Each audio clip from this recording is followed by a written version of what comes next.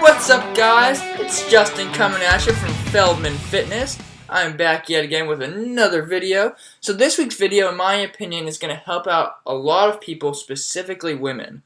So, as I said before, I have a degree in exercise science, but on top of that, I also have a background in one-on-one personal training. So the reason I'm bringing this up is because I feel like as a personal trainer, I believe it's our responsibility to find out all the important logistics on your client. That way you can create a well-customized program for them based off the questions you ask during the assessment. Something that I consistently ask my clients is how much sleep they're getting. So I ask this because getting an adequate amount of sleep is actually extremely important and it's overlooked by a lot of people.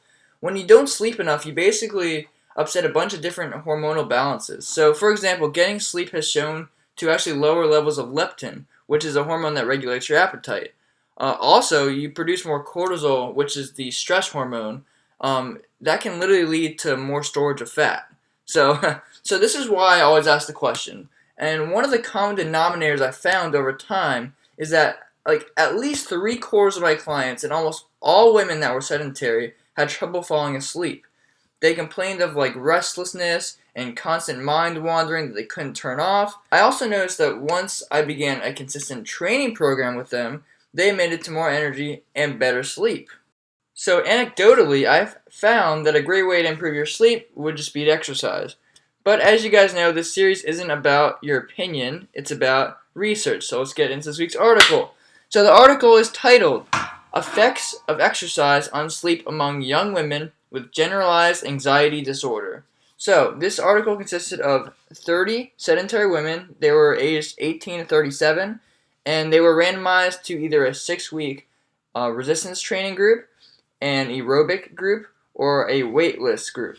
So the exercising session, they both were performed twice a week, and they were either a lower body weight training session or cycling. What they did was they measured their total sleep time, their lights out time, their awakening out of bed time, their time in bed, their sleep onset latency, which is pretty much how fast you fall asleep, their wakefulness after their sleep onset, and their sleep efficiency. Also, keep in mind that 22 of the 26 participants reported poor baseline sleep from the beginning.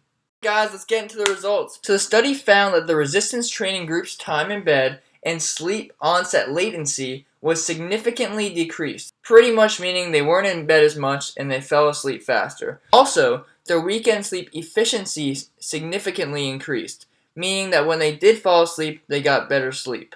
They weren't waking up throughout the night. So furthermore, the resistance training group's general anxiety disorder clinical severity rating was significantly associated with their improved weekend sleep efficiency. Similar results were also concluded for the aerobic exercise group, but they weren't as significant, meaning that the weight training group saw better improvements, but both groups saw improvements in their sleep.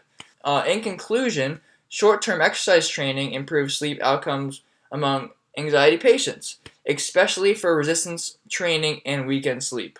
The findings also suggest that improved sleep may be associated with reduced clinical severity among anxiety patients. So that pretty much wraps up the video for this week. I hope you guys are really liking all the content I'm providing. I hope you're able to kind of utilize it for your life. I'm just trying to make a difference. So please subscribe, like, and comment. Let me know what you want to see in the next video. I am totally open to suggestions. There's lots of research out there that I'm willing to look over and do a video on. So let me know. Also, if you have any specific questions for me in terms of fitness, exercise, nutrition, you can give me an email at justinfeldman10@gmail.com. But that pretty much wraps up the video. So until next week, I'll see you guys again. Peace.